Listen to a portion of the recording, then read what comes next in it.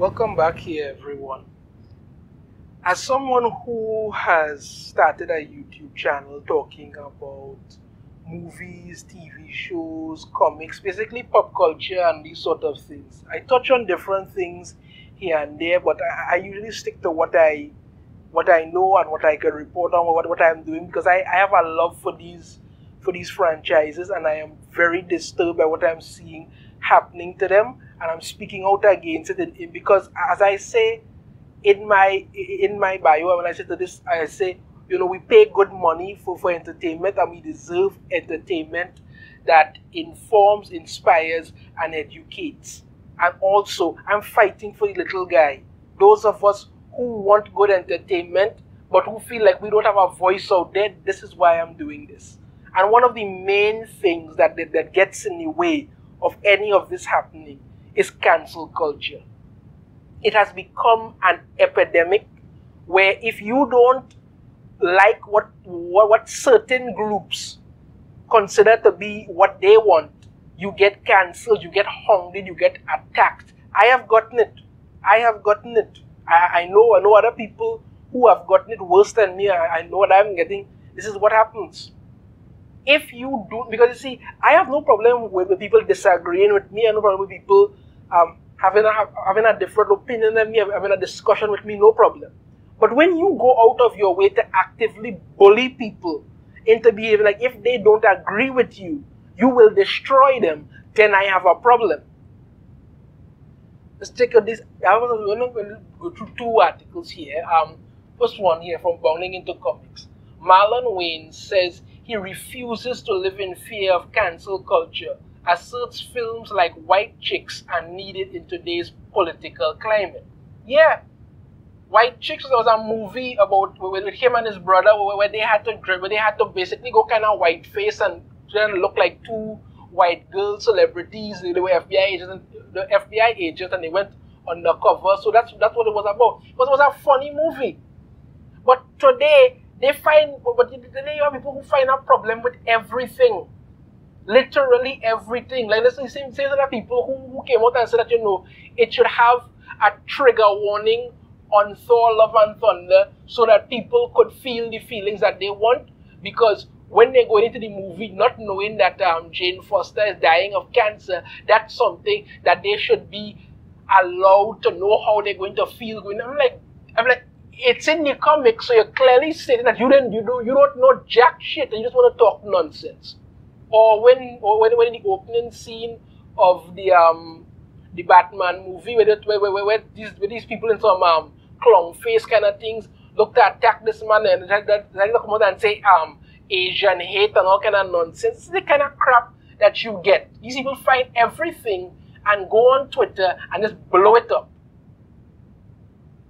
Actor and comedian Marlon Wayans, best known for his roles in such films as Scary Movie and G.I. Joe, The Rise of Cobra, has slammed cancel culture with the firm declaration that comedies like his cult classic White Chicks are needed in today's political climate. I really did love these Scary Movie movies. The first one, second one was really funny. In a recent interview with BuzzFeed, the comedian briefly touched on his experience working on the comedy horror film The Curse of Bridge Hollow and revealed that he had recommended the race swap comedy to his young co-star Stranger Things actress Pariah Ferguson, revealing that he recommended the young actress to watch White Chicks. Noting that the comedy could be perceived as problematic in this day and age, outlet writer Morgan Morrell asked Wayans, could a movie like White Chicks thrive in the current year, to which he declared, I think they are needed. And I agree with that. They are really needed. People need to go back to a time when you could enjoy a comedy and really laugh and really enjoy it. Not every single time talk about everything is a problem. I have seen so many movies that Marlon Wayans and them have done where they've made fun of things like slavery. Yes, slavery was bad, it was terrible. We all know that was one of the worst atrocities in human history. It was the worst atrocity in human history. I'm a black man, and I'm telling you, I laugh when I see it because it's funny, it's comedy. That's what they're doing, not taking away from anything. But when you and even in White Chicks, that is not They're not offending anybody. It's comedy. Enjoy yourselves. That's all. I don't know what planet we're on where you think people don't need laughter and that people need to be censored and cancelled, he asserted. The comedian then defiantly declared, if a joke is going to get me cancelled, thank you for doing me that favor. It's sad that society in this place is in this place where we can't laugh anymore. I ain't listening to this damn generation. I ain't listening to these folks, these people, these scared executives. Exactly, he's very right in that. You all do what you want to do, great. I'm still going to tell my jokes the way I tell them. He further affirmed, and if you want to make some money, jump on board. And if not, then I'll find a way to do it myself. I know my audience. My audience comes to my shows every weekend, and they leave feeling great and laughing. In classic Wayans fashion, the comedian concluded by jokingly declaring, one thing about the Wayans, we've always told the worst joke the best way. Yeah, that's what I'm talking about. But you see, if people like, you remember when Dave Chappelle did his show, and it had these so-called SJWs who went to the show, sat in the front row, and sat there with their faces screwed up, watching it again because they're so damn angry. You can't say anything. This is what happened. This is why when Dave Chappelle was on stage talking, some lunatic tried to jump him and then got the crap beaten out of him. These people have serious problems, and their problems just add on to others. Just making more of a mess as they go along. That's what happens to them. Now, he's not the only. Now, Marlon Wayans is not the only person to come out and talk about cancel culture, right? Former Superman actor Dean Cain calls out cancel culture and Hollywood's hypocrisy. If they disagree with your political leanings, they don't want you to work. This is very true. There are many people who cannot get jobs, actors and actresses who can't get jobs in Hollywood because they don't align themselves to the kind of woke left-wing ideology that Hollywood has adapted. That's it. And it's not just in Hollywood. I remember listening to a video not too long ago, and this comic book veteran was talking and saying that he was talking to an editor once, and the editor was saying to him that he likes Chuck Dixon, and Chuck Dixon is a legend in the comic books. This is the man who really developed and flushed out Tim Drake as Robin. Not the crap Megan Fitzmartin has done now, where she's gayed up Robin and totally destroyed him. But Chuck Dixon was the man who really flushed out Tim Drake Robin and made him the Robin that people liked and enjoyed and really, really stuck around for. But this guy was saying that he was talking to this editor, and this editor said that, he really likes Chuck Dixon, really likes his work, really likes what he's doing, but he will not hire Chuck Dixon for the singular purpose because Chuck Dixon has some belief in regards to abortion. I don't know if he's for it or against it, whatever it is. I don't remember that, but because of that view, he will not hire Chuck Dixon to write any comic books for him because of that. That has absolutely nothing to do with the man's ability as a writer, but you refuse to have him do that. You refuse to hire him because you would rather hire a bunch of left-wing radical sycophants who only want to turn every character gay and destroy comics completely. Yeah, that's it. Let's read on here what Dean Cain has to say.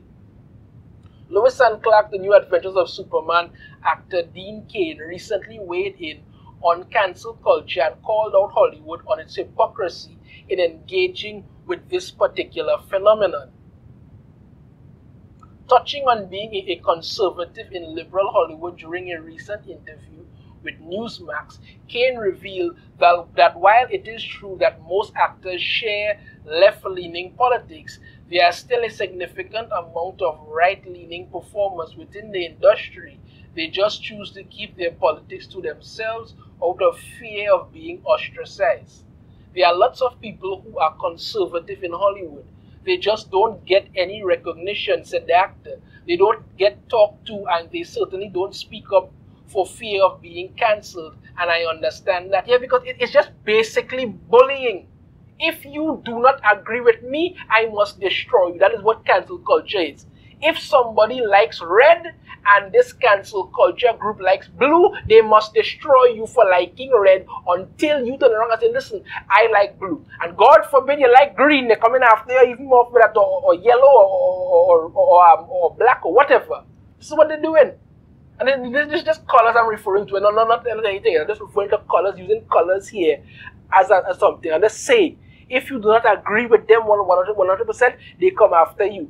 This is why when I come out and say things like, you know, they are destroying the comic book industry, destroying television, destroying movies. People have a problem with it. But it's the truth.